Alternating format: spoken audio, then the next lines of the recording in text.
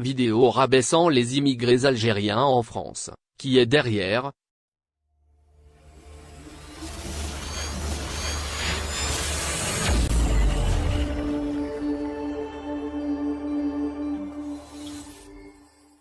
Éric Zemmour. Éric Zemmour. اروح على وترجم لي في دقيقة. ترجم لي وش قال لي ترجم. Bonjour monsieur, qu'est-ce que vous pensez d'Éric Zemmour? Dites-moi votre avis, votre analyse d'Éric Zemmour. Votre avis, alhamdoulilah. Alhamdoulilah, ça va, Raya, ouais, bien, l'argent, travail. Éric Zemmour, vous connaissez? Oui. C'est quoi Éric Zemmour? C'est un monsieur qui parle à la télévision et qui se présente aux élections présidentielles. C'est quoi présidentiel? Nous restons sans papier. Ah oui, vous êtes sans papier. Oui, nous sans papier. Pas donné comme moi. J'ai maintenant 7 ans. Pas donné papier. Et comme t'es pas papier, comme tes votes demandent de travail, ils demandent papier. Et comment vous travaillez alors? Vous travaillez? Moi, pas travailler, monsieur. Moi, j'ai 7 ans ici. Et comment vous vivez? Moi, il travaille cigarette ici. Travaille cigarette et des fois, il va travailler au marché et il n'y a pas l'argent. T'es arrivé où l'argent? Obligé de travailler cigarette ou tu vas voler. Et vous venez de quel pays? Vous êtes de quelle origine? Moi, d'origine algérienne, monsieur. Algérienne? Oui, algérienne.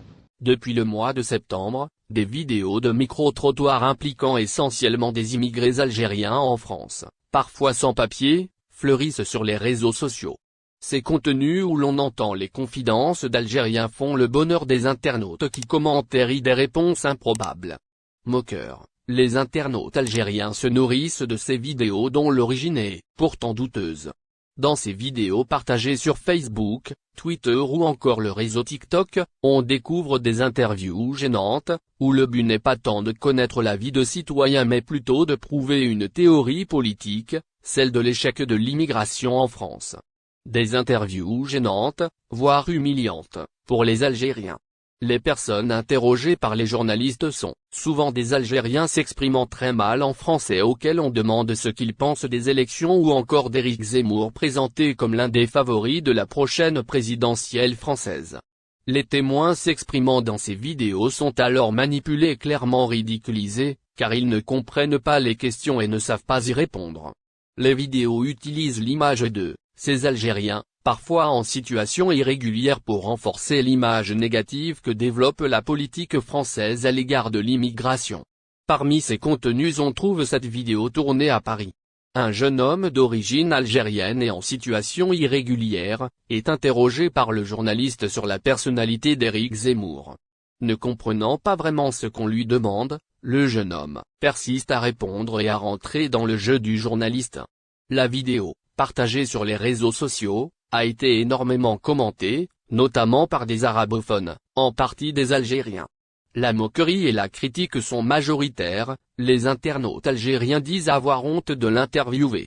Malheureusement, cette vidéo fait partie d'une longue liste de contenus où ce genre de méthode est utilisée.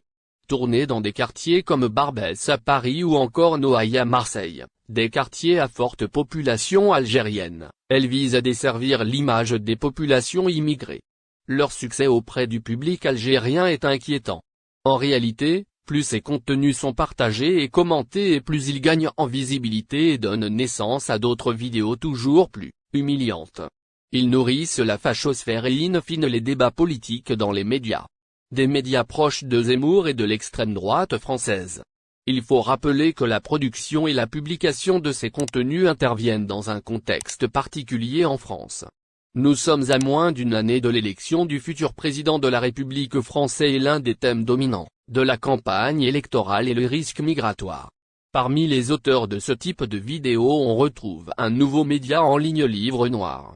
Ce média, qui dispose d'une chaîne YouTube suivie par 167 000 abonnés, est proche de la tendance zemmourienne, et donc très réactionnaire. Il suffit d'un coup d'œil sur la chaîne pour découvrir les enjeux défendus par Livre Noir. La plupart des contenus mettent en avant le profil d'Éric Zemmour et d'autres personnalités d'extrême droite. Les thèmes abordés sont ceux qu'utilise constamment Éric Zemmour dans son discours, comme le grand remplacement en France. Une théorie d'extrême droite qui défend l'idée d'un grand remplacement de la population française et européenne par une population étrangère venue du Maghreb et de l'Afrique. D'ailleurs, une vidéo sur le thème du grand remplacement a été tournée à Marseille dans les quartiers algériens.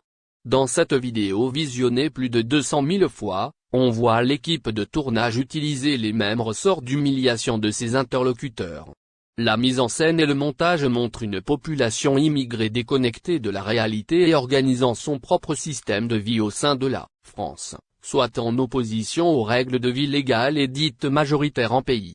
Le journaliste interviewe essentiellement des personnes ne maîtrisant pas la langue et la politique française, donc en incapacité de se défendre face aux questions insidieuses de l'intervieweur.